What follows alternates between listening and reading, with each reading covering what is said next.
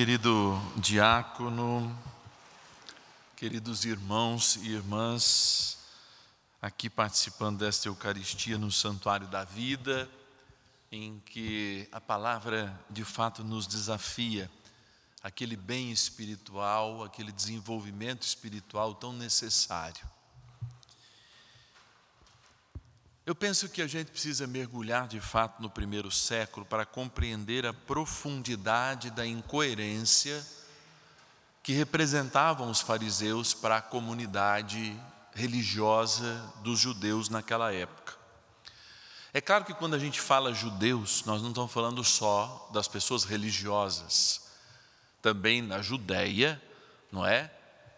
Era um lugar onde muitos homens que viviam outras religiões por ali habitavam, mas de um modo muito específico, quando nós falamos de judaísmo, nós não estamos jamais condenando a ninguém que segue a religião, muito pelo contrário, mas está falando de homens e de uma maneira de conduzir a religião do próprio Deus único, da própria revelação e como a nossa doutrina chama, os irmãos, né, da primeira aliança, que haviam de fato se desvinculado de uma experiência verdadeiramente espiritual com Deus.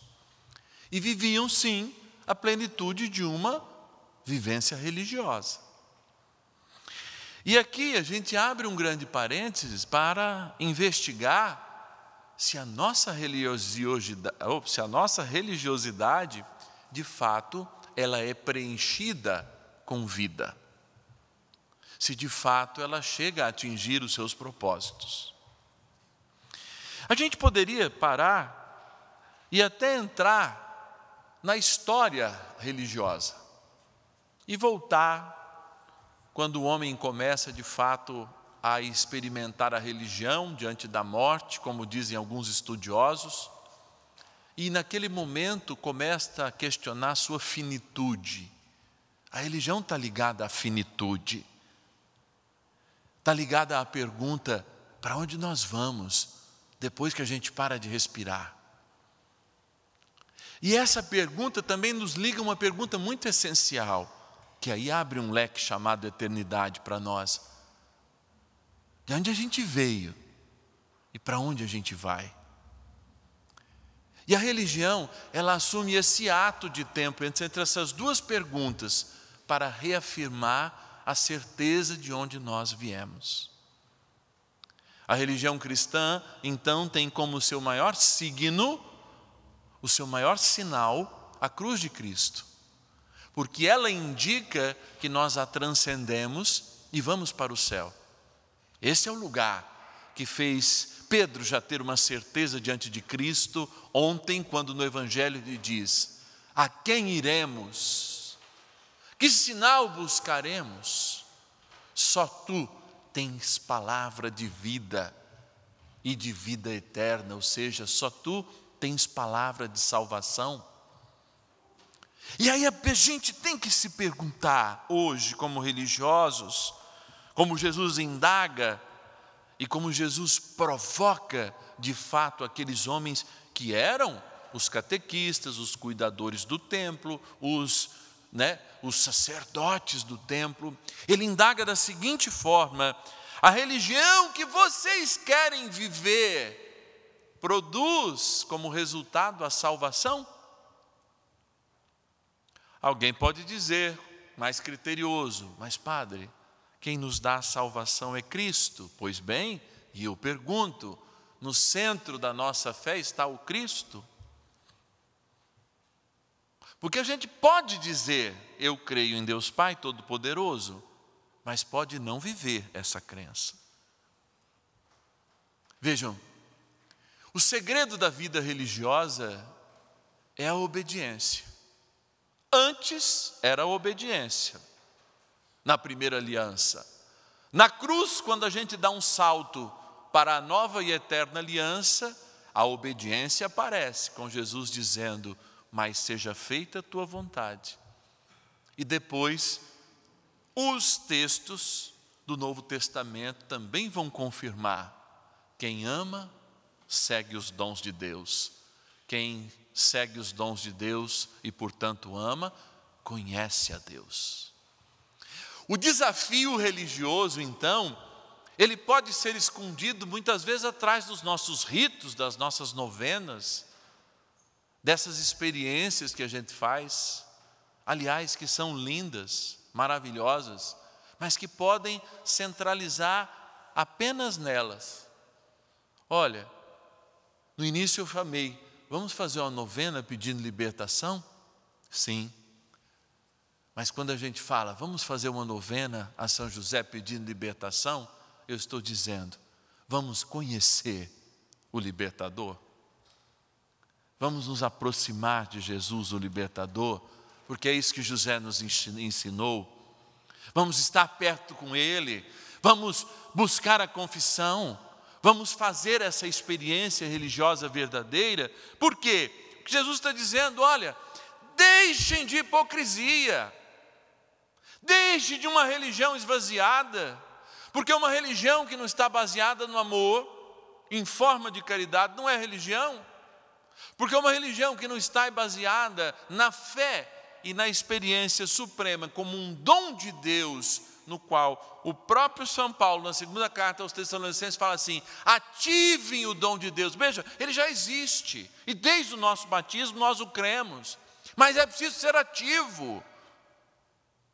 E a grande dificuldade desse tempo que a gente vive é justamente ativar essa fé, é nos iniciarmos na salvação, é virmos aqui, não buscar as coisas dos nossos dias, mas é virmos aqui agradecer a salvação. E este é o dom sobrenatural, a gratidão, que prova a verdade da nossa fé. Que prova que o altar, que é o próprio Cristo e o símbolo que ele assume após a cruz, o sacerdócio que ele assume eterno e até a própria vítima da expiação seja maior do que todo o conteúdo religioso, de que toda oferta e de que toda necessidade do homem tem de responder às suas próprias necessidades mais íntimas e às suas perguntas. Por isso a religião serve, e ela é muito importante, para que a gente não se perca nesse caminho. Mas o que Jesus está dizendo, também é possível se perder com a religião, quando a gente não a vive profundamente, quando a gente não acredita profundamente. E isso acontece. Parece que a gente vive um momento religioso que as pessoas chegam e falam assim, padre, eu fiz isso. Beleza, meu filho, você está arrependido? Não. O que você está fazendo aqui? Porque se não há arrependimento, não há desejo de transformação. Se não há desejo de transformação, nem Jesus pode tomar conta desta causa.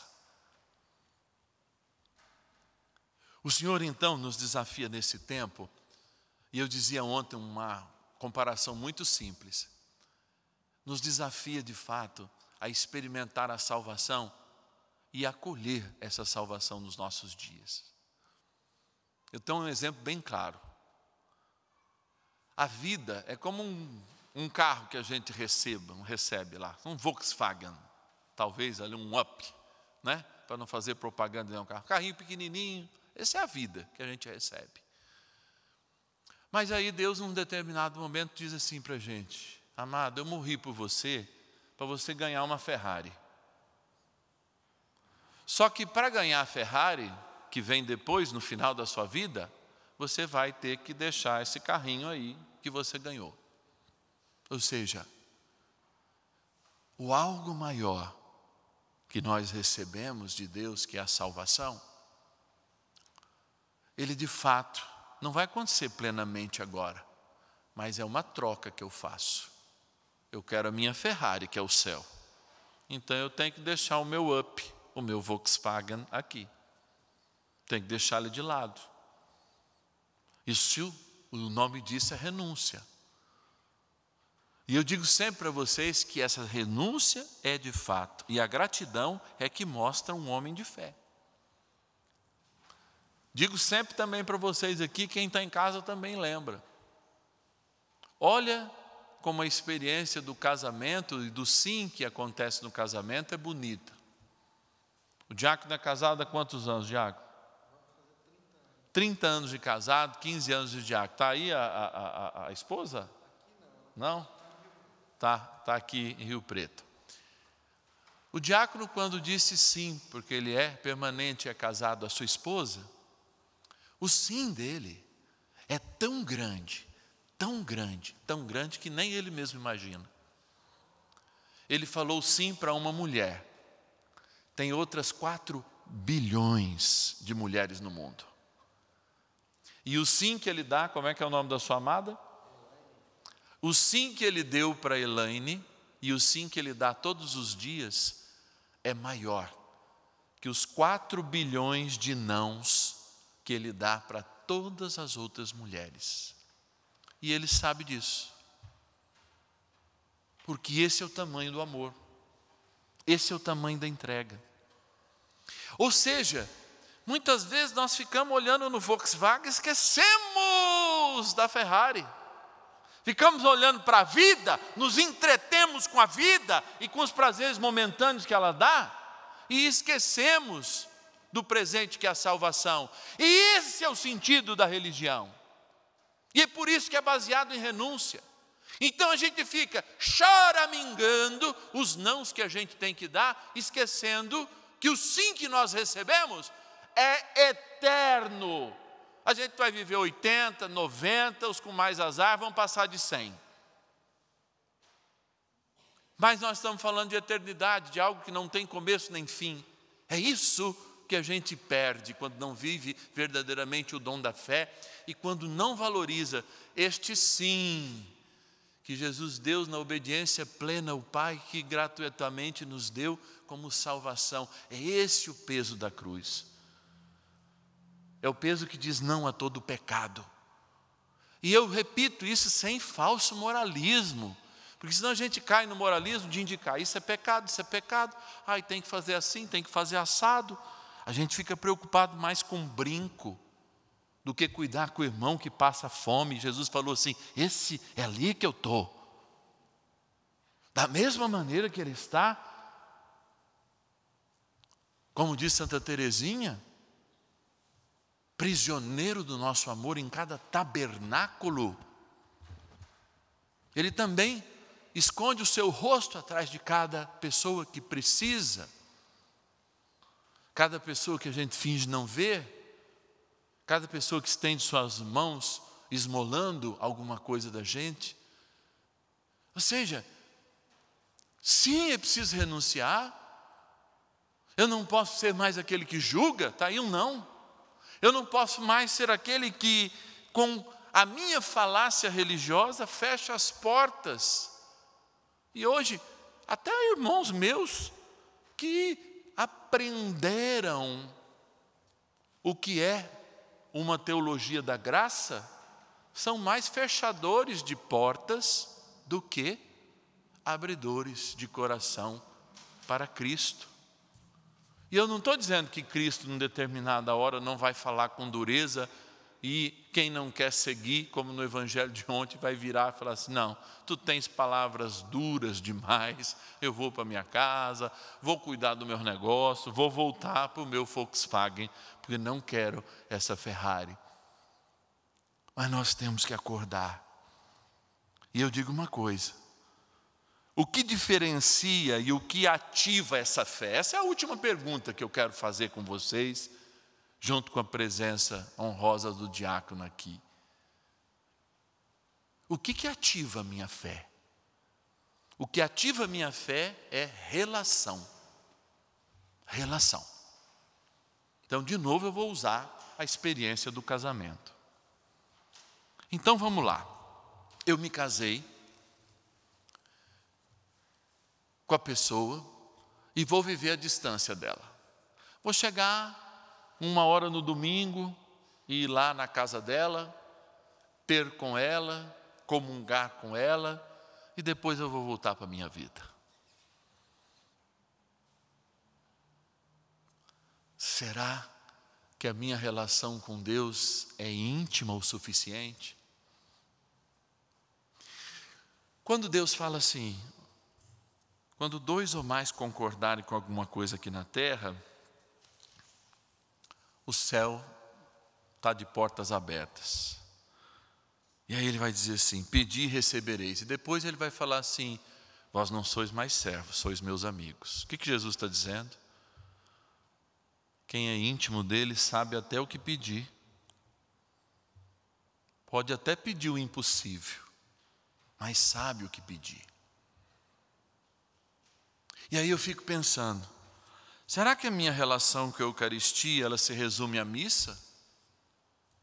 Se repito, ele fica prisioneiro do meu amor todos os dias no sacrário, como diz Santa Teresinha.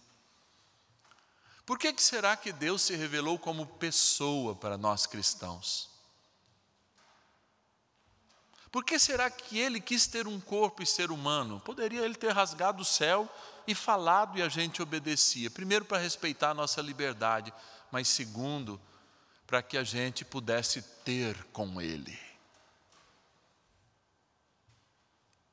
Hoje, se a gente vê o relacionamento que a gente tem com esse aparelhinho, que pode ser uma benção, mas também um instrumento do diabo que se chama celular, se a gente pelo menos desse um dízimo do tempo que a gente dá para o celular para se relacionar com Deus, amados, nós íamos derrubar todos os fariseus.